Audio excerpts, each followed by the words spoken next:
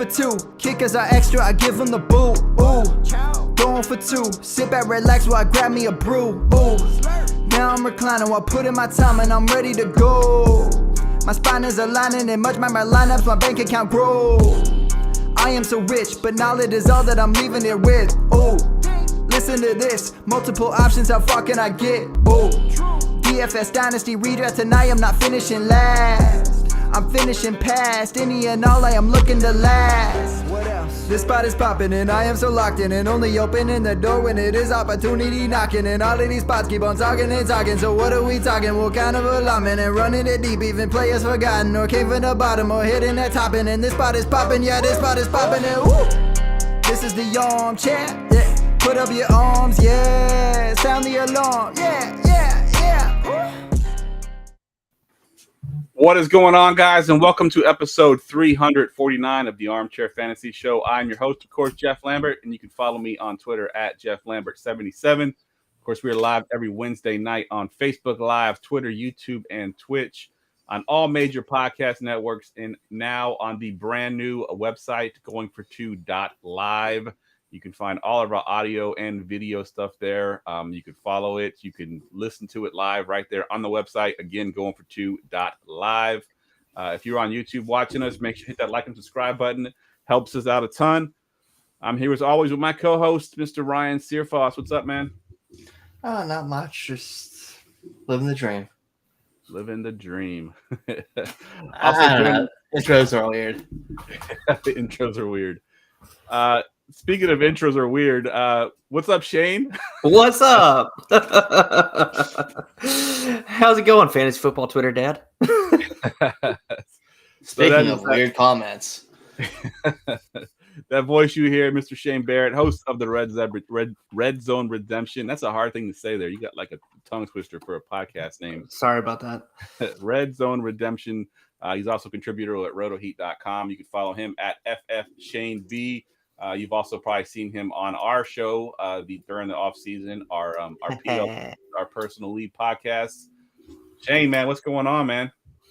Nothing much, man. It's middle of the fantasy season. Everyone complained about week 6 being weird, but I had a really good week, so I don't know what that tells you about my teams. At least this year, yeah, pretty much. But yeah, I'm good. Always happy to be on the show, so thanks for having me, and ready to kick it with you and Ryan. Good stuff. All right. As always, guys, the show's brought to you by Underdog Fantasy. Check out their best ball leagues, huge tournament, private leagues. Pick them for all major sports. Use our promo code GF2 to get a deposit match up to $100. Simple as that. Sign up, use promo code GF2, and start drafting your best ball teams. And you can also do your pick'ems if you're in a place that accepts or allows you to do them. We actually do one tonight. If you want to tune in for that, we'll do a 3-leg parlay on Underdog. Tonight's show is a great show. We got a Spade or Fade as usual. We're gonna do some buy or sell, like Shane mentioned. We're at sort of the mid-season point. You got to start thinking about: are you a playoff team? Or are you not a playoff team? We'll do some listener questions, but of course, we'll kick it off with our nonsense draft. Attention, everyone! Let's mock draft. So today we are drafting things you would use in a fight to the death if you were locked inside of a hospital. So me, Shane, and Ryan are locked in a hospital. Only one of us is coming out alive. We get to take 3 things with us, and we're going to draft those 3 things now. And as always, the guest gets to go first. So Shane, what you got for your first pick here? Man, I am coming out on the offensive, and I have nothing to apologize to either of you for. I am taking the ND 1011 dual function electric orthopedic bone drill. He's got the damn model number and everything. I found it on Google. He's done his research. I love it. Yeah, I think that will hold you guys off for a little while. Yeah, I like it. Good stuff. All right, Ryan, you got the 102. Wow, I thought I was fancy because I looked up the term defibrillator instead of just saying that electric paddle thingy. I'm gonna get that defibrillator, post that in front of the bathroom, throw some water on the floor, electrocute your ass if you get too close. Nice, I like it. I like how you thought it out too. Throw some water on the ground. Yeah, that's nice. Flood them toilets out. All right, so mine is a little bit more old school, because I guess I am the oldest one on here, but mine's more like blunt force trauma. I'm just getting a pair of those heavy metal crutches, and I'm just gonna whack the hell out of somebody, whoever gets close. You could bring your defibrillator and see if you can get close enough with my crutches. Same with my bone drill, right? Yeah, exactly. My crutches are gonna keep y'all at bay. All right, back to you, Shane, at the 104. I think I'm just gonna go all weapons with my draft. This is Battle Royale. This is Battle Royale, so I'm gonna go all weapons. I think I'm gonna go classic, just a scalpel. And if you want the model number, it's Glass Van, surgical blade, carbon steel, number 11, sterile, disposable, individually wrapped, 2001 T-11. Nice. All right, yeah, scalpel is on my list as well. That's pretty much the standard tool in the hospital. It's a equivalent of a knife, basically. Yeah. All right, Ryan, what you got at the 105? I'm sticking with keeping you guys at a distance. I am getting those hazardous needle containers that have all the old needles and just chucking them at you guys. I don't know what you're catching, but it ain't gonna be good. I like it. I like the fact that you didn't go with like a clean needle. You're going with the dirty ones that have been thrown away that have all kind of nasty shit on it. I love it. I love it. All right, so let's see. I'm up next. Y'all took a couple of mine. So I'm going to go with this next one. And this one, it's not only found in a hospital, but I feel like whenever I'm in a hospital, because they're always so washed out, the hallways are always white. Everything is sterile. These things really stand out in a hospital. And I'm just going to get a fire extinguisher. I can spray you with it first, and then I can flip it around and I can hit you with it on the back of the head. So I'll take a fire extinguisher here at the 106. That's a good one. I like that one. I've got two options here. I think I'm going to go with the heavy bone mallet. So it's basically a hammer, and I'm going to use that as my long distance weapon and just chuck it at you guys. You can be like the turtle from Mario that throws the hammers. Yes, exactly. All right, going with the hammer. Ryan, you got the 108. We are going super defensive on this one. We are getting one of those suits that let no disease in. This full, upon this full body suit. Biosuits. Yeah. And we're going into the infectious disease ward and barricading that up. Good luck getting to me, baby. You're gonna regret it. All right. So I'm up last, and there's still a couple on my list that I like. Thinking of defensive things that I could use. More defensive than sick people. Yeah. Well, yeah. You taking that one, so I can't take that one. That one's definitely a good one. So I have my crutches, I have my fire extinguisher, so I'm obviously going to be like in the middle of a fight with something. So let me get those X-ray jackets, those big heavy things. Good luck trying to stick your scalpel through my X-ray jacket. So I'll wear one of those, swinging my crutches with my my fire extinguisher. It's gonna be a little interesting, but we'll see how that goes. Wish we could get a simulation on this and see how it goes. Exactly. Put this to the test in real life. All right, that wraps up the nonsense draft. I need to get a sponsor for the nonsense draft, so I can give a little bit of a sponsor here. But let's go ahead. Like St. Jude's Hospital. Yeah, there you go. Perfect sponsor. This draft has been brought to you by. All right, let's get to some news and notes. News and notes from around the league. All right, first one here. Obviously, these are always related towards injuries for the most part, but we have a guy coming back from an injury, hamstring injury he suffered in week 1. They've opened up his 21-day practice window, and that's Mr. Deontay Johnson. We haven't heard yet, Shane, if he's going to play this week, but let's just assume that he does play. If he's on your roster, are you firing him up week 1? Absolutely. But the first he's back. Absolutely.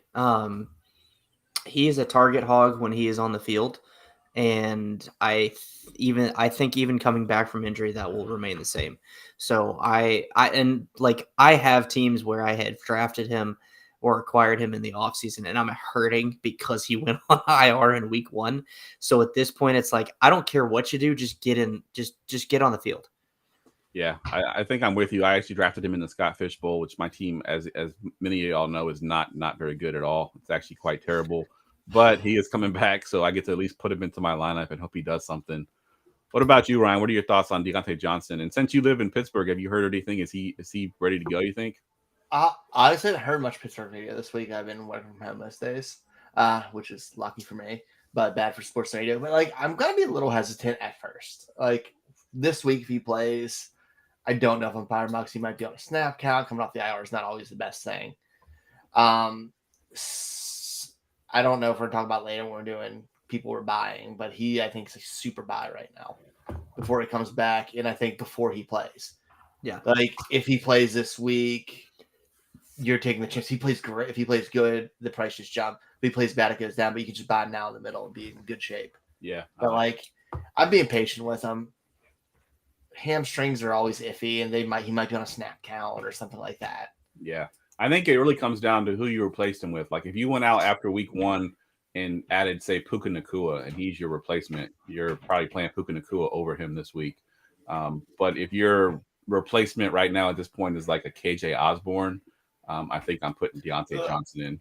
Yeah, exactly. Is right. KJ Osborne. All right, let's move down to the next injury news. Justin Fields doubtful for week 7. Obviously, that hurts Justin Field owners, but what does it do for guys like DJ Moore and Cole Kmet, Shane? I think this week they will be okay because they're playing Vegas, and Vegas is not very good when it comes to defense. So I think those two guys are probably the only two that I'm super, super comfortable with from a skill position standpoint. But I would be what's the word I'm looking for? Limiting expectations? Sure, that's what we'll go with. Yeah. Just because it's Tyler Page, and I had to pick him up in super flex leagues, and that just hurts. Ugh.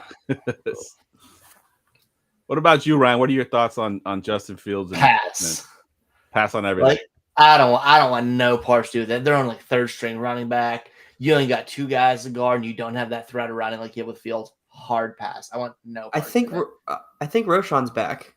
He's not officially back yet. He's not officially. Okay. Yeah. Even if he's officially back, I'm still very, very like close to completely out as you can be because this ain't pretty, man. Yeah.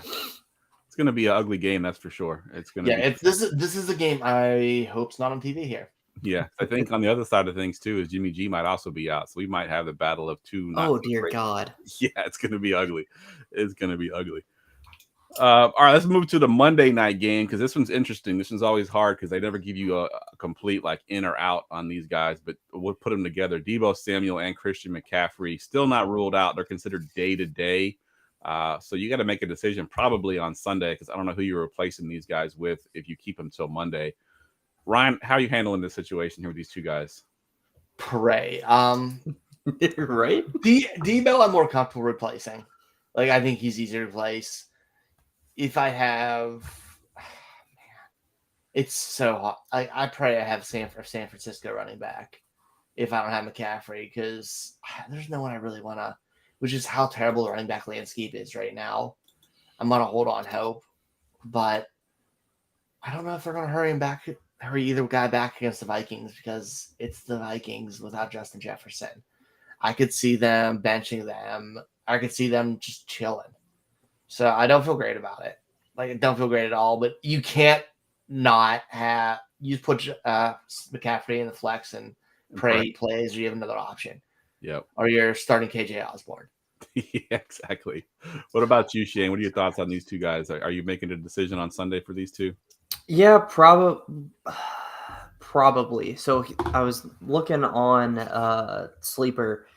Both Jordan Mason and Elijah Mitchell are rostered on less than 50%. So if you've got a league where you are allowed to pick players up same day, I'd be more comfortable starting CMC in that case.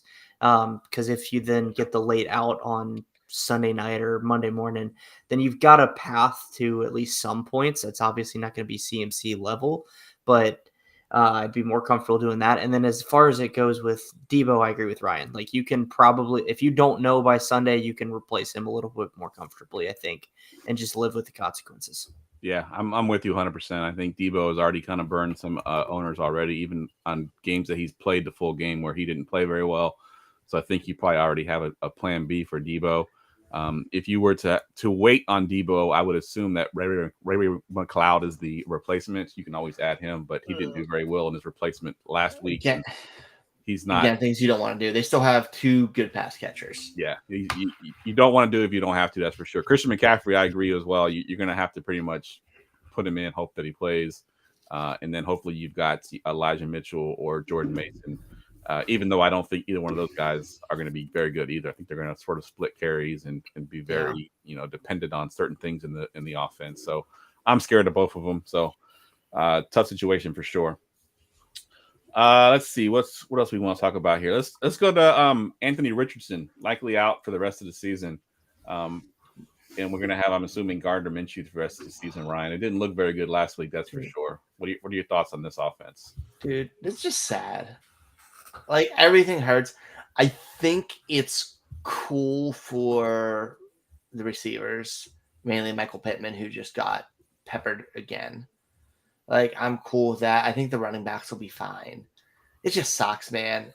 And long term, I hate to be this guy, but he's been hurt twice in 5 games. Yep. And he's not protecting himself. They're obviously not protecting him the way they're playing him. I'm legit scared about Anthony Richardson long term. Yep.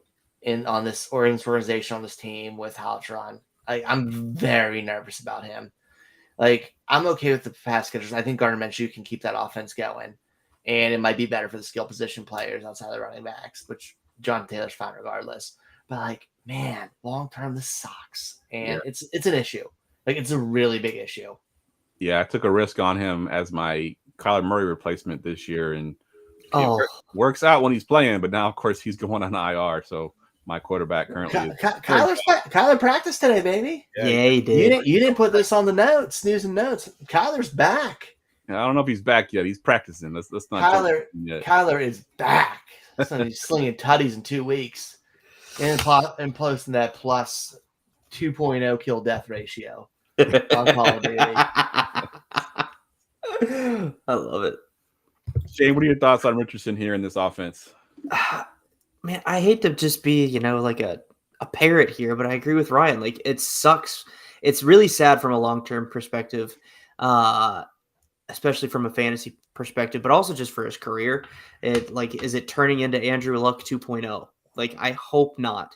But kind of like Ryan said about being that guy, like, I was kind of thinking it before he got hurt this time and was already missing time previously. It's like, okay, he's been hurt in 2 out of 4 games so far, and then the third time in the 5th game knocks him out for the rest of the season.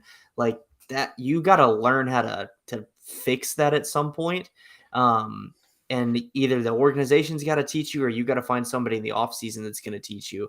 And I hope he does, because I wasn't super high on him coming in for the draft, but what he's put up from a fantasy perspective is undeniable. Like, he's going to be what everyone kind of thought he would be. And it proved me wrong so far. And I'm really excited, but just, I want to see him healthy long-term. Yeah, it's tough. And just to go your point about the how much he's worth to fantasy, there was a stat put out the week before he got hurt. We got CJ Stroud putting up record-breaking numbers, and Mike Clay put a stat out that Anthony Richardson, despite missing an entire game and half of another game, was only 6 points behind Stroud, who's not getting any rushing yards. But it's crazy to think that's how valuable he is in the running game.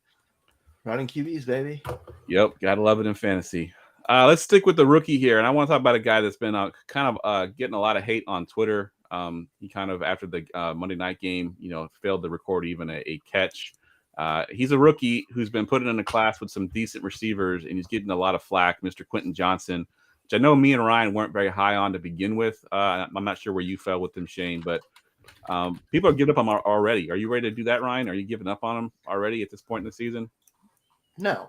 It's like, you got to be patient. He has to find this groove. They've had some injuries there. Keenan Allen's just been an absolute target monster. Yeah. Dude, he wasn't the most clean coming out. It's going to take some time. They like Josh Palmer, who's still that. It's going to take some patience to get acclimated. He had drops in college. I don't want to say he's a one-trick pony, but he's limited on what he can do. I think you're going to see some hit games, and you're going to see some games where he disappears.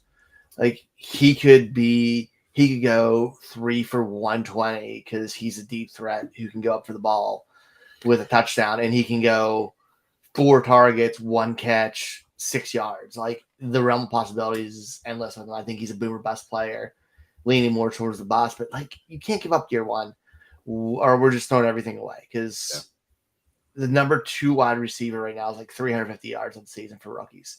Yeah, it's just not. There hasn't been a ton of production for the position. Agreed. Outside of Puka. Yeah, Puka and Zane, like that's it. Are the only rookies who've done anything out of the receivers. Yeah. Shane, what are your thoughts here on QJ? Where were you following him during the draft? Were you high on him? I was so out on him.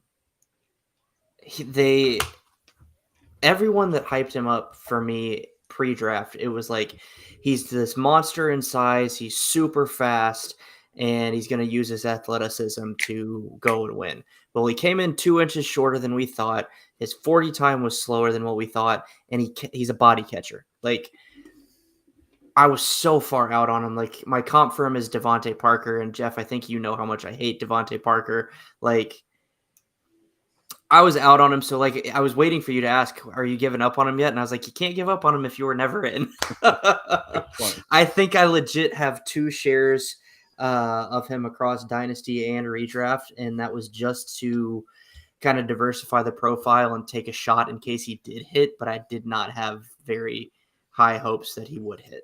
Yeah. Even like next year because I think Keenan Allen and Mike Williams can basically opt out or become free agents. I still don't have a ton of high hopes for him. Mike Williams still only had 19 receptions on the season. Yeah, is the wide receiver 2 there because Keenan Allen gets everything. And Eckler. Like if Eckler and Keenan Allen are there, I don't feel like there's a ton of room for a third option. They're gonna have to be uber efficient, and Quentin Johnston to me is not that. Yeah. I think as far as season long, I think I'm probably out. Dynasty, if I own him, I'm definitely not dropping him, not selling him for cheap. I'm going to hold him and see what happens. You drafted him probably with some decently high draft capital. Don't give up this soon on him. All right, let's finish it out with some trade rumors. The rumor came out today that the Titans are exploring trade options for Mr. Derrick Henry.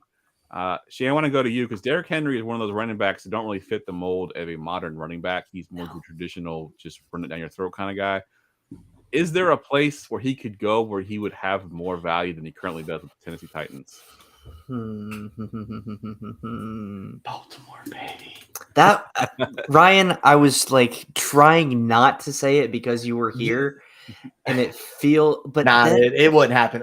Those 2 teams, those organizations hate each other. There's 0 chance it would happen. Yeah, and he might be a spy. He might be a spy. The only other one I think. Let me throw one out. What about Cleveland? That was literally what I was about to say. It was Cleveland. Yeah, I feel like he's kind of like Nick Chubb, basically, in the sense that you don't catch exactly. That's exactly what I was going to say. He fits the mold. I don't know what his contract looks like, so if it's like a 1-year rental, I think that'd be okay because then that would supplement for Chubb. Cleveland, I think, has the best defense or the second best defense in the league right now. So they've got a shot to compete for that division. Sorry, Ryan. I still think Baltimore will pull it out, but Cleveland can compete for it. And I think if they get somebody like Derrick Henry that can replace Chubb for the year and fit into their offense, it makes a ton of sense. Yeah. What about you, Ryan? Any teams besides the Ravens and Browns you like him for? I don't think he gets traded. I really don't. Like, he's the face of their franchise, just running out. I don't think they're going to get what they think they can get for him. Like, I don't think a team's going to send. They're going to be lucky if they get 2, unless you get a desperate contender. I know it sounds awesome to say Buffalo, but he's not going to get ran like that in Buffalo. No. Like, and they don't prioritize the position. Like, there's not teams out there who prioritize running back, and especially one who's making $16 million this year. Like, it's not a priority, and I don't think anybody's going to give up high draft capital or even mid-draft capital for a dude whose contract runs out at the end of the year and is 30. Yeah, Yeah, it's tough. I mean, it's one thing to say we're going to explore opportunities to trade you, but it's another thing to actually find opportunities to get traded too. Like there's no team that makes sense. Like if you just look through the NFL, there's just no teams that really make sense. Dallas, maybe. Yeah, The pair with I Pollard. don't hate that. with Pollard, yeah, to play that Zeke role that was last year, basically the touchdown guy, essentially. I mean, he's better than that, and he would take all Pollards to run away. Yeah, But like, who else is it really going to be? There's just not a ton of teams who are running back maybe. what were you gonna say, Shane? Miami. Why? Their running backs are so, They're all injured, though. But they get hurt. They get hurt in 4 freaking games. But it's not the way their offense works. I know. That's why I like hesitated to say it. But like, If we're playing fantasy football, I would love to see Miami, but I think in real life, I don't think it makes any sense. No, I agree. Yeah. All right, let's get to some Spade or Fade. Spade or Fade. All right, so if you haven't been here for this all season, this is basically our version of sit starts. A couple guys we like, a couple guys that we don't like. The guys we like are gonna be spades. The guys we don't like, we're gonna be fades. So Shane, why don't you give us? Let's do spades first. Give me one of your spades. Yeah. So my first, you want me to go 3-1 or 1-3? It doesn't matter. Whatever All right. order you want. I'm going to go 3-1, and I'm going with Jacoby Myers here. Dude has been Mr. Consistent all year, and quarterback play really hasn't mattered for him either. So I'm going Jacoby Myers here. They play Chicago at Chicago. Yeah, I like that one. Myers has been really good. I actually traded for him in one of my leagues. I have been trying to trade for him everywhere, and I kept getting rejected. I was like, you bastards. Funny, he got moved to the Raiders, and all of a sudden he knows how to catch touchdowns. I think he had one touchdown his entire career, Which is amazing because the Raiders don't really score touchdowns. Exactly, he scores all of them apparently. Yeah. Ryan, what you got for your spade? I think we're getting nice. I think this is the bounce back week for Jalen Waddle. We're gonna see a legit shootout, and they're gonna be tossing the ball a lot there to try to keep up with Philly in that offense. I think we get that breakout out of Waddle where he's sitting at wide receiver 37 right now. I think he's coming back. Yep, you stole my thunder because I had him as well. We talked about the Eagles' defense on our DFS podcast, and they're the only team. And I haven't checked this past week, but I don't know if Garrett Wilson reached this or not. But they're the only team to give up a wide receiver 1 or 2 game in every single game this season. Yikes. So Jalen Waddle definitely was one of mine as well. Their pass defense is not very good. Run defense is awesome. Pass defense not so good. But since you stole my guy, I'm gonna go. I'm gonna go with the Monday night player. So this guy's pissed off all of his owners as he usually does. Usually goes a couple weeks before he does anything huge. It is time for him to do another huge game. That's Mr. George Kittle. We already talked about Debo potentially being out, Christian McCaffrey potentially being out or limited. It'll be a George Kittle week. They'll find ways to get him out in space. And like I said, he's done this all his entire career. He has that huge monster game. You think you can put him in your lineup, you do it. He burns you for a few weeks, and then you finally bench him, and then he goes off again. So it's that week for him to go off again. So I'll go spade George Kittle at Minnesota on Monday night. Let's go fades on this one, Shane. We'll go around and go fades this time. Okay. I'm gonna pick my favorite one out of these because I just put on my notes all Indianapolis Colts. Yeah, they're playing Cleveland. Cleveland is first in pass defense and second in rush defense. I'm sitting any Colt that I've got. Josh Downs, Michael Pittman, Jonathan Taylor, Gardner Minshew. They're all set.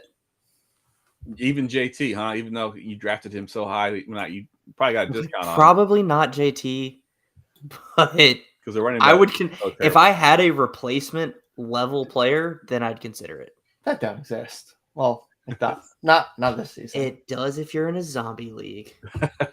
Fair enough. Fair point. All right, Ryan, what do you got for your fade? My fade is gonna be Hollywood Brown. I know he's been playing out of his mind recently.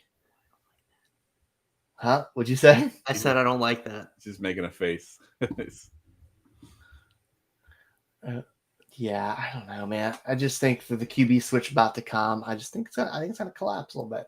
Yeah, it didn't look good Was it last week that he didn't do very well? Last week he kind of had a dud game because I had him in DFS last week and he kind of burned me. But yeah, I can definitely see where that would be a situation to avoid. All right, for my fade. All right, so my fade, you're going to play this guy and you're starting him. I'm just going to temper expectations here with this guy. It's Bijan Robinson. That defense is legit. I hate to say it. They look really, really good. Bijan Robinson has had a couple dud games in a row now. I think after this game, I think the wheels are up. But I think Bijan this week struggles a little bit. Obviously, like I said, you're still playing Bijan. You're not benching him. But I just wouldn't expect a huge game from Bijan this week. So I'll take my fade as Bijan Robinson. Let's go back the opposite way, Ryan. Give me a Spade. Spade. Sorry, I was thinking about Spade there. Because I was just gonna go right back to the Bears for a second. Dude, I blanked on it. I'm going with the Spade is gonna be Jahan Dotson. Ooh, I love you so much. The Giants are on the struggle train. We see this flash out of the Commanders, and something's not clicking. And nothing like playing a terrible Giants defense to find the wide receiver who works right. I love you so much, and I hope you are so right. Yeah, he was another one of my Scott Fishbowl ads that I was super excited about. That's kind of killed me a little bit. Yeah, he's hurting me in a lot of areas. I bought in heavy this offseason. As did I. What you got for a Spade, Shane? Spade. Well, Ryan's talked me out of one of my Spades, so I'm not going to mention them. I'm actually going to steal a teammate of Jahan Dotson and go Brian Robinson here. Yeah. Same thing. They're playing the Giants. Robinson's actually quietly having. Hold on, I have all my players pulled up. Quietly an RB. He's RB 15, getting anywhere from 10 to 19 touches a game. And putting up pretty consistent fantasy points. He's had two single-digit games, but everything else has been double digits. He scored 2 touchdowns against Denver. I could see a similar output against the Giants because they're equally as bad as Denver. Yeah, I like that call. All right, my Spade has a caveat, and the caveat is that his quarterback has to start and play this game, which we still don't know the answer to. Oh, no. But they took off the training wheels on this guy. He was everybody's probably tight end 1 or tight end 2 coming into the rookie class. Mr. Michael Mayer for the Las Vegas Raiders playing against Chicago. He looked really good last week. I can't think of his stat line right now, but I think he had like 19 points in one of my tight end premium leagues that I'm in. But if you need a tight end and Michael Mayer happens to be on the waiver wire for whatever reason, go grab him. I think he's going to have a monster rest of the season. They've taken the training wheels off, so finally, yes, thankfully, because yeah, it wasn't pretty before that, but it's definitely. I was worried. I was heavy on Michael Mayer tight end 1, and I was getting worried after 4 weeks, and then he finally started to look good. And it's like you should have some patience in fantasy football. Yeah, I don't know what that is. Especially tight ends. I think people saw Laporta going off too, like that should be Michael Mayer, and yeah. So, but he's got his chance now. You want to do one more? I'll give you your choice, a Spade or a fade. Shane, what you got? I'm gonna go fade, and I'm gonna go similar to like you went with Bijan here, where I think you're probably starting this guy no matter what. But I am trying to say temper expectations. That's the word I was looking for earlier. Dumbass. Temper expectations on Travis Etienne. They're playing New Orleans. New Orleans is a good rush defense. And if we go look at Etienne's stats, the 2 weeks that he has had, we'll call them dud games for him, Kansas City and Atlanta, they were top 10 rush defenses. Yeah. So I don't know what happens with the Jaguars offense as a Jags fan. It's frustrating. Well, you're a Jags fan? Yeah. I didn't know this existed in real life. It was voted on Twitter. Yeah. Okay, that makes sense. I didn't know they really existed. I thought it was just like a myth, like a dragon or like Loch Ness monster. Well, now you've seen it. You've seen Bigfoot. But whenever they get into those tough kind of we'll call them smash mouth games, at least when it's the offense versus the defense, they don't run the ball enough.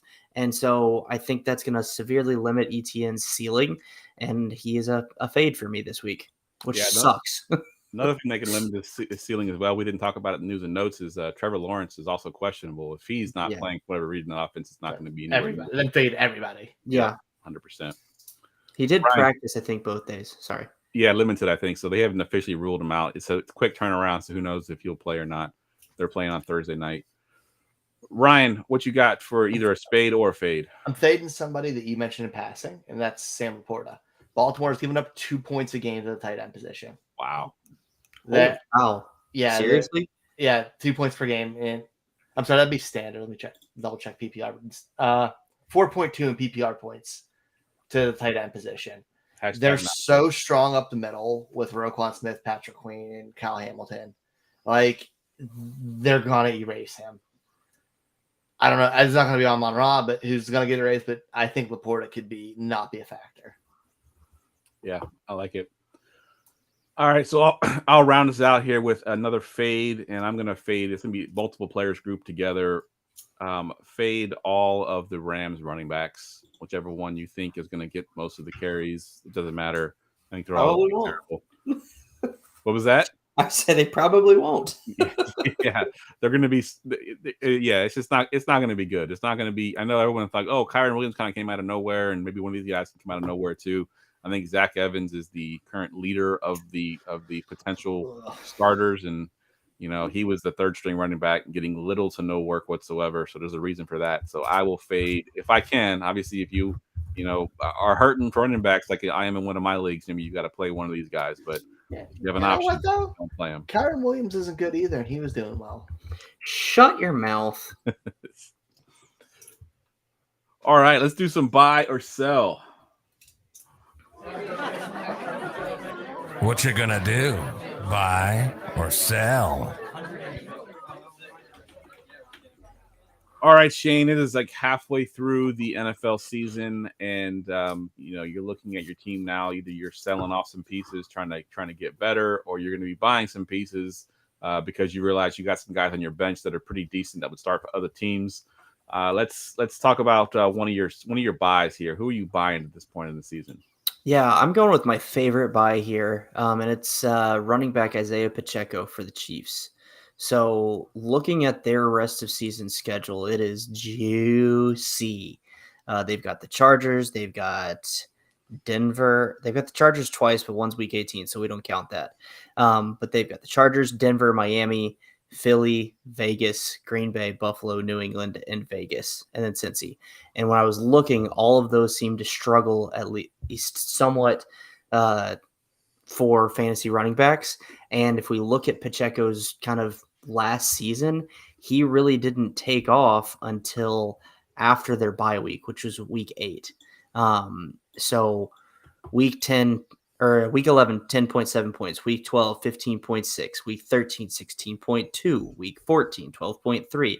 And those are all similar appointments. Chargers, Rams, Cincy, Denver. Like, I really think he's going to explode compared to where he is currently. Yeah, I like that call. Ryan, what you got for your buy? Dude, I'm doubling down on my boy Drake London. I know he started out completely hot garbage, and he's sitting at wide receiver 30 right now. But the last two games, Ritter is finally learning to get him involved, and positive things happen when you get him 9 targets and 12 targets back-to-back weeks. That's a big part of that offense if they want to succeed. And he has a nice little stretch of games coming up, so it's definitely worth the buy for me. Yeah, that's a good call. So my buy is going to be a guy that I was going to actually put as my spade, but I decided to move him down into a buy because I think you can get him cheap right now. And now I'm going to say you're going to want to buy him before this week, but then after this week, it's a little bit of a tough stretch before he hits the stretch run where at the end of the season, you really can pay off. And that's DK Metcalf. DK Metcalf has got the Cardinals this week. I think he's going to have a huge monster game. But then he's got Cleveland and Baltimore to back him up. So he might be a little bit down in those 2 games. But to finish the season up, I know this sounds like I'm going to say this team. You're like, why is this team on there? But the 49ers are on there twice. And I know everyone thinks that we're a great defense, and we are a good defense, but we struggle against the pass, and we especially struggle against DK Metcalf. DK Metcalf has absolutely killed us in the past. They have the San Francisco 49ers twice, week 12 and week 14. Then they have the aforementioned Philadelphia Eagles in week 15 if you're in the playoffs.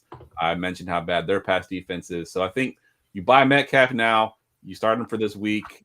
He's going to have a blow-up week. His price is going to go up. And then for the next few weeks, he might be a little bit of a struggle. And then down the stretch, he's really going to pay off for you. So go out and get DK Metcalf if you can. Let's do a sell, Shane. I can't believe I'm saying this, but I'm selling Trevor Lawrence. Ooh, I like it. Wow. His end of season stretch is tough. New Orleans, Pittsburgh right before the bye, that's fine. But then San Fran, Tennessee, Houston is actually surprisingly good against the pass. Cincy, and then I think it was the playoff stretch and right before Cleveland, Baltimore, Tampa, and Carolina. And for some reason, like all of those players, like I'm just looking at the schedule on Sleeper, and all of those teams were red or orange, which means they're going to be a tougher matchup.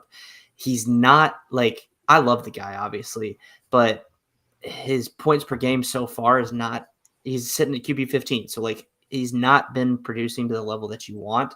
I may wait till after the Pittsburgh game and then fire his ass out of there. Yeah, I took him in one of my leagues. He's been killing me. I'm actually starting CJ Stroud over him currently. I started Sam Howell over him 2 weeks ago in multiple leagues. Yeah, it's tough right now. Ryan, what you got for yourself?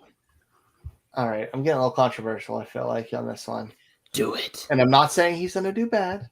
I'm saying the dip's coming, and this is the highest you're ever going to sell him for. And that's Puka Nacua. I love it. But, like, he was thriving because he was a target monster. His 3 games over 100 yards, we saw 15 targets, 20 targets, 10 targets. Last week, he only had 7 with Cooper Kupp back. Matt Stafford loves Cooper Kupp. They have a podcast together. They do everything together. They go on walks on the beach together. I think they share girlfriends. Bro, he is not out. He's not getting the ball enough with Cooper Kupp around. If he goes down, I'll be wrong. But if it's both of them there, he's the wide receiver 2 on that team. Yeah. And while that's probably still good enough to be wide receiver 2 in fantasy, you can trade him for more than that. Get the most you can. Yep, get the value while you can. I agree. I actually sold Puka Nacua when he was a little bit more worth a little bit more during the beginning of the season in one of my dynasty leagues. And I'm kind of happy about it right now because I think he's going to start falling off a little bit. I think so too, yeah. I almost put him on here too, Ryan, so I love that call. My sell is currently the wide receiver 3 in fantasy. And I want to sell him now, not because I think he's going to fall off production-wise. I don't know if he makes it through the season healthy. You're an ageist. Adam Thielen is the wide receiver 3 currently. I like it. Now. And he's the oldest one on the podcast. He's allowed to be an ageist. Yeah, they're all younger than me by a lot. Thielen's older than me. Yeah. Thielen is the old man, and he's had a couple unhealthy seasons the last couple of years, and he is an absolute beast right now. He's been a DFS monster. He's been great for your fantasy team. He's been awesome. I question whether or not he can make it through an entire season, and his value right now is as high as it'll ever be. Now, they are going into a bye week, so you have a hard time selling him right now, but coming out of the bye week, you can try to move him just to sort of, if you can get receiver 3 type package for him for the rest of the season, I think I would take that. All right, let's go ahead and do our underdog pick'ems. Prop bet of the week. All right, let me bring up the underdog screen here. We've been really been screwing the pooch on this. Yeah, I think last week you and the other Shane Manila, both went with Thursday night games, so we knew after Thursday we weren't going to get it.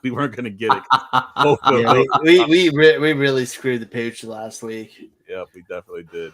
All right, Shane, change our luck this season. What you got for your first leg here? I'll see what I can do. I'm going Gus Edwards under 44.5 rush yards. Gus Edwards under 44. Sorry, Ryan. That's okay.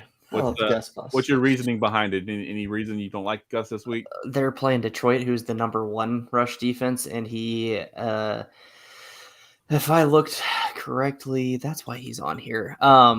His last 4 games were 51 yards against Indy, 48 against Cleveland, 48 at Pittsburgh, and then 41 at Tennessee.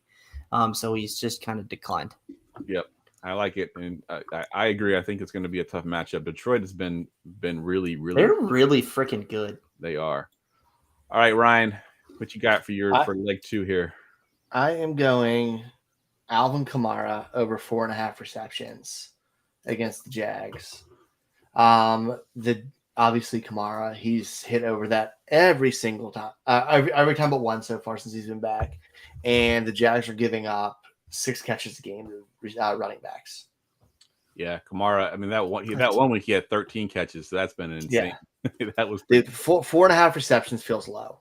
Yeah, I like that a lot. All right, and mine. I actually forgot. I forgot which one. I know what it is. I remember it was Tua Tagovailoa. I'm going higher on passing yards, and here's why. I took his season long higher than 4.5 300-yard passing games. He's already at 3, so I think he can go over 4. I've mentioned multiple times on the podcast how bad the Eagles' pass defense is. I think that he is going to pass all over this team, and I think he gets his 300 yards. So the higher number is 273.5. I think he gets over 300 this week and smashes that. Dude, especially after that press conference today. I didn't see it. I only saw a clip. Where they asked McDaniel if he was assistant quarterback, and he said, "I'm about to flip this podium the F over because this is a stupid question." Dude, he's gonna throw for a lot. God, I hope so. Yeah, I love Tua so much. Yeah, I actually predicted preseason that he'd be the MVP, and so far I think he's got the second best odds to be the MVP right now. Someone tweeted about that today. I wish I could remember who it was, but he's like first in every category, but like 1. Yep, like he's crushing it. Just got to stay healthy. As long as he can stay healthy, I think he's golden. Yep. All right, just to recap our picks here, we are going lower on Gus Edwards, 44.5 rushing yards. We are going higher on Alvin Kamara, 4.5 receptions, and higher on Tua Tagovailoa, 273.5 passing yards. All right, let's hope. We haven't had a winning week this year so far. So it's not been a good year for us. We're hoping to fix that this week. Hopefully I can do that for you. All right, let's close it out with some listener questions here. Go ahead. Ask me anything. All right, first one here, Shane, and we'll just kind of go back and forth between the two of you. First one is from Jordan Zachary on Facebook. It's a 12-team super flex. It's obviously dynasty, and it's a trade. So on one side of the trade, you got Richardson, AR, and a mid-24 first. On the other side, you got JT, Brock Purdy, and Christian Kirk. This is hard because of Richardson's injury. I'm going to answer this with a caveat. If you are a contender, I want the JT side. If you are rebuilding or going towards a rebuild, I want the Richardson side easily. Yeah. And it's very, I'm very tempted to take the Richardson side either way if you can handle having him on your IR spot. Yeah, I think I'm going Richardson side as well for some of the same reasons. I think JT, we still aren't sure what's going to happen with JT in the offseason. As far as the team with Richardson being injured there and what direction they're going to go. Purdy, I love Purdy. I'm a fan, obviously, but in fantasy, I'm not sure if I'm trusting it. Christian Kirk is a good, solid receiver, but I think the mid first and Richardson, you potentially have a top 10, top 8 quarterback, and you could go ahead. I was just going to say, with it being super flex, that mid 24 first is actually really valuable. Really good. Because there are, like I think you were getting ready to say, 8 quarterbacks. Like there legit could be 8 quarterbacks that go in the first round of the NFL draft this year. Yeah. It is stupid how good this quarterback class is. If they all come out, even if they don't all come out, it's going to be really good still. Agreed. And if you don't get one of the quarterbacks, maybe you end up with Marvin Harrison Jr. Yeah. Keon Coleman, baby. There you go. It's a deep class for sure. All right, Ryan, this one's for you. This one's from Farhan, and I'm not even going to attempt to say his last name, so we're just going to go with Farhan on Rude. Facebook. He's been offered Jalen Warren or Jerry Jeudy for Jamison Williams and a 24 third. Basically, it's kind of a heat check on Jamison Williams. What do you think of either of those guys for Jamison Williams? Keep Jamison Williams. Like, Jalen Warren is a flash in the pan. Even as good as everybody wants him to be, he's still not getting carries over Najee Harris, who's running in quicksand. Jerry Jeudy, as Steve Smith said, is a wide receiver 3, and we've kind of seen that the ceiling is passed. Jameson Williams just hasn't played. This is like taking what has the most upside, and he's the only thing there with upside. And the third, I mean, is Warren or Jeudy really worth that much more than the third by themselves? Whoa. Jeudy is. Warren, Jeudy might be worth a second. Yeah. At this point, but barely. Yeah, I'm with you. It's Williams for me as well. I watched a clip. I think it was Brian Baldinger on TikTok, and obviously we've seen the route that he ran. They caught the touchdown where he changed his view twice and ended up flipping around catching it. But he showed up another play where he was running full speed down the left sideline, stopped on a dime, and the DB was 5 yards behind him because he had no idea that he even stopped. Unfortunately, the pass was no good, and he ended up missing it. But it just kind of showed you how good of a player he can be if he can get on the field. Yeah, this isn't close to me. Yeah, like there's no parts close. Agreed. And you know what? Jerry Jeudy is probably worth a third. I wouldn't do that myself, but I wouldn't pay more than a third for him. Yeah. Would you offer a second for Jerry Jeudy on your team right now? No, would not. Not a single one of us would. But huh? I would, but a 24 second. We just talked about how good that class is. I don't know. A 24 second, maybe a 25, because you don't believe in the future. But like, I'm not. You made Shane sound like he was like some kind of conspiracy theorist. You don't believe in the future. It made sense to me because of my impatient comment earlier. All right, let's do the next one here from Mel Hernandez on Facebook. And this one's tough. You got to keep one of these guys. You have to keep one, Shane. You got to keep one. It's a 6 point. I think he meant to say 6 point passing touchdowns. I would assume so. Yeah, he said 6 point rushing, but I think he meant to say 6 point passing. So keep one. Zach Wilson, Mac Jones, or Daniel Jones. Which one you going with? It's not Mac Jones. I can tell you that. Mac Jones can be fired into the sun. Holy shit. This is bad. This is like it's like one of those games where you like to pick the worst of the three. Because I mean, none of these are like really good. I'm going Zach Wilson. Holy shit, I'm going Zach Wilson. Yeah. And my reasoning is that Daniel Jones scheduled the rest of the year. Just eyeballing it looks tougher. When it comes to passing, like the Jets have the Giants, the Chargers, the Raiders, Buffalo, Miami. Atlanta and Houston are actually pretty tough against the pass, but then Miami, Washington. Championship week is Cleveland. I'm hoping you're not having to play Zach Wilson in championship week. If you are, then my prayers are up to you anyway. All right. Last one here, Ryan. I'm glad you got to answer that, not me. Yeah. I felt that way about yours, and then I saw that, and I was like, yeah, I should have taken the other one. That was gross. I'd try to trade one of them for like Gardner Minshew or like a ham sandwich. All right, last one here from Killer77506, and it's just a simple: would you drop Hunter Henry to pick up Michael Mayer? I'm assuming this is redraft. Redraft, yes. It's definitely not Dynasty. It's a redraft league. I guess so. Like, I think in redraft, both of these guys are matchup dependent tight ends at this point in their career. Mayer may have a higher upside, but they're both matchup dependent. Like, there's nothing I really am excited about. You can go with whoever you want to play there. I know it seems like a cop out, but I really, out of these two at this point, I just don't care. Yeah, tight like ends after like tight end 10, or you know what? Who even got 12 tight ends this year? Which neither of these guys are there. I'm good. I don't need that. I'm cool. Yeah, I think I'd go with Michael Mayer just for the upside the rest of the season. Yeah, but I would literally rather just play the matchups and just work the waiver wire and tight end all year. Yeah. Isn't Kansas City relatively bad against tight ends this year? They are. That would make me lean Meyer because they've got Kansas City in week 12 and week 16 still. So that's a good point.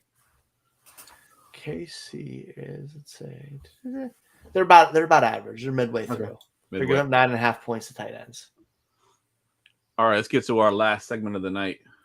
Get ready for GoingFor2.com's Forgotten Fantasy Player of the Week. All right, one thing I have to do for guests that have been on the show multiple times, because you may have been on when we didn't do it this way, but don't tell us who your player is. Give us hints and clues, and me and Ryan are going to guess. I didn't know if you would know. Okay. I can't remember if we did this or not before when I've come on, but I did read the show sheet and the instructions, so I had some hints ready to give you. The first one of that being this player's best year was in 2007. 2007. All right. I was 12 years old. Your age really gave that away. Freddie First Down Mitchell. Nope. All right. I need more than 2000. Yeah, I need way more than 2007. All right. He was wide receiver 3 behind Randy Moss and Terrell Owens.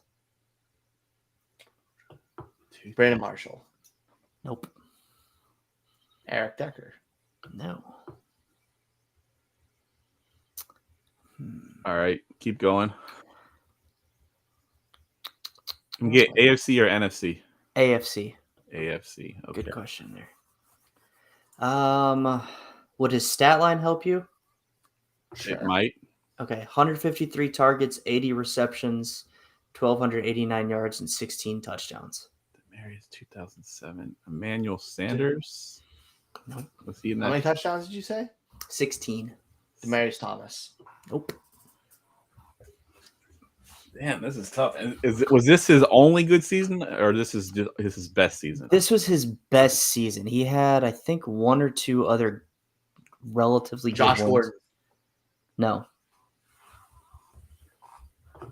Okay, I will give you a hint, though. Yeah. It is that division.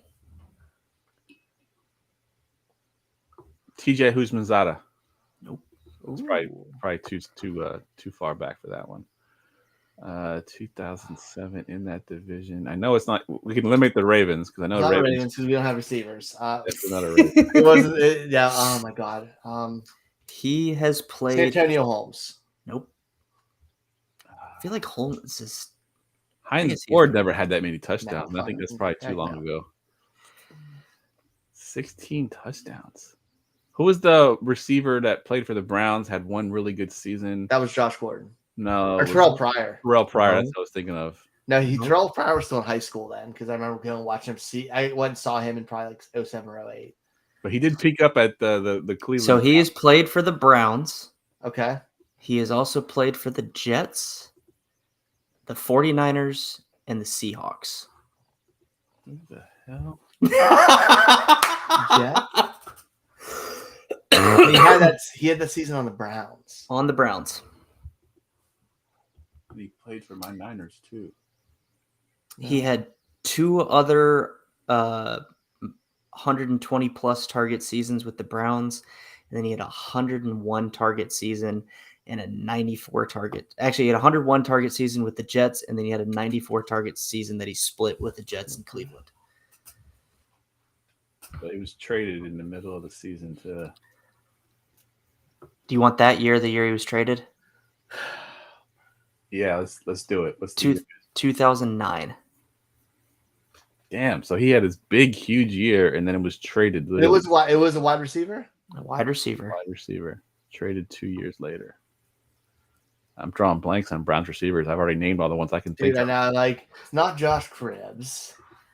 Okay, I'll give you all another hint that I think will, if you know this player, it'll solidify it for you. He, from what I remember, he had the dropsies. He dropped a lot of passes and was kind of known for that in Cleveland. feel like because you used to be a Cleveland fan, that's why you know that. You poor man. You went from Cleveland to the Jets.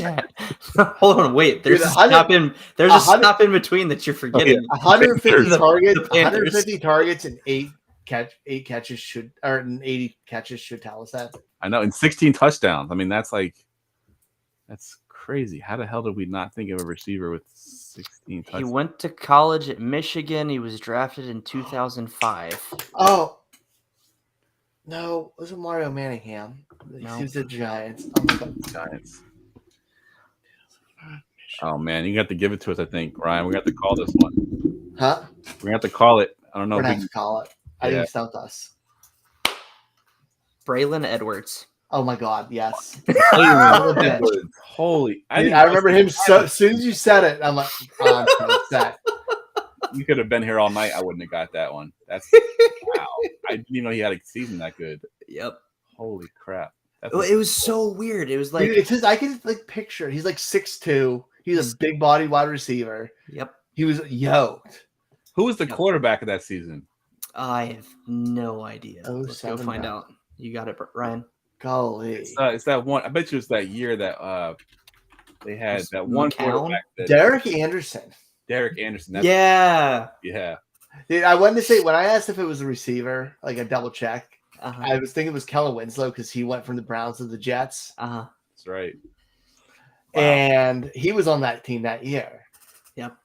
Braylon Edwards. That was an awesome pull. That was great. Thank you. I don't know if Jamie's still in the chat or not. He's the Browns fan. He wasn't guessing, so I'm guessing. Jamie definitely ditched because he would have got that. Yeah, he would have got fallen asleep.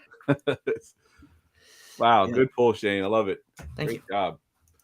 All right, man. That wraps the podcast up. Go ahead and give us your Twitter handle one more time, Shane, and if you want to plug anything. Yeah, you guys can follow me on Twitter at FFShaneB. Check out all of our rankings on rotoheat.com. I do Dynasty Superflex Startup, 2024 Rookies, and Devy. And then obviously stay tuned probably around the beginning of the year / Super Bowl for Polly's Playoff Year 5. Polly's Playoff is going to, I'm doing a lot of good different stuff to make some super cool changes I'm really excited about. So, make sure you sign up. Best ball next year, I hope.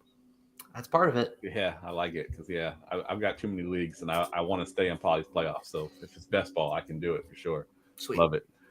Ryan, what you got going on? Twitter Foss534 here Wednesday nights and over at the Dynasty Big Board podcast on the Rookie Big Board Network comes out Wednesday mornings. Good stuff. As always, guys, follow me on Twitter at Geoff Lambert77. Please check the website out. It's going for 2.live. Like I said, you can listen to the audio there. We have all of our videos are there as well. We have show synopsis. Every episode's description is a article out there. So it's pretty cool. Check it out. Going for 2.live. All the links to everywhere, Spotify, YouTube, anywhere you want to follow it at. It's all at the website. For Ryan, for Shane, I'm Geoff, and we will see y'all next week.